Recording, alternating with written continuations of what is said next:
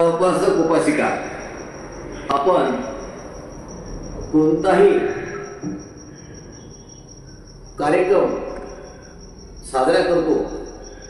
उदाहरणार्थ 14 ऑक्टोबर आहे, 14 एप्रिल आहे किंवा आपण असा वाढदिवस साजरा करतो, त्या प्रत्येक वेळेस आपण वंदना घेत असतो बुद्धधर्मानुसार।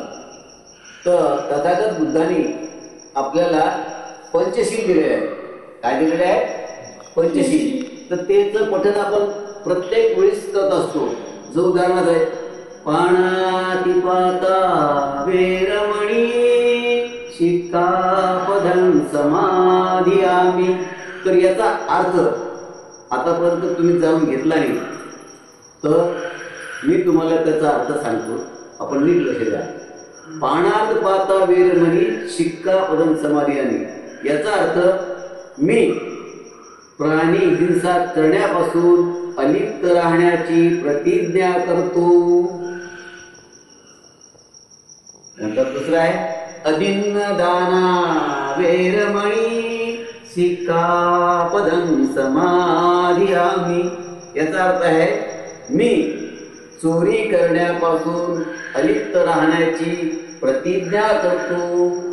नंबर 3 कामेषु मिच्छाचारा वेरमणी शिक्कापदं समाधियामि। याचा अर्थ आहे मी व्यभिचार करण्यापासून अलिप्त राहण्याची प्रतिज्ञा करतो। नंबर 4 आहे मुसावादा वेरमणी शिक्कापदं समाधियामि। याचा अर्थ आहे मी खोटे बोलण्यापासून अलिप्त राहण्याची प्रतिज्ञा करतो। आणि नंबर 5 आहे सुरामेरय मज्जपमादठाना वेरमणी शिक्कापदं समाधियामि। याचा अर्थ आहे मी दारू पिण्यापासून अलिप्त राहण्याची प्रतिज्ञा करतो।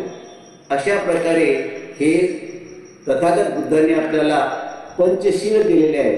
आणि हे पंचशीलाचं पालन करून तुम्ही जर तुमचं जीवन म्हणजे जगलं तर तुम्हाला कोणतेही तुमच्या जीवनात दुःख येणार नाही। परंतु या 5 शिलापैकी तुम्ही कोणत्याही एका शिलाचं पालन केलं नाही तर तुम्हाला त्रास किंवा तकलीफ किंवा दुःख झाल्याशिवाय राहणार नाही।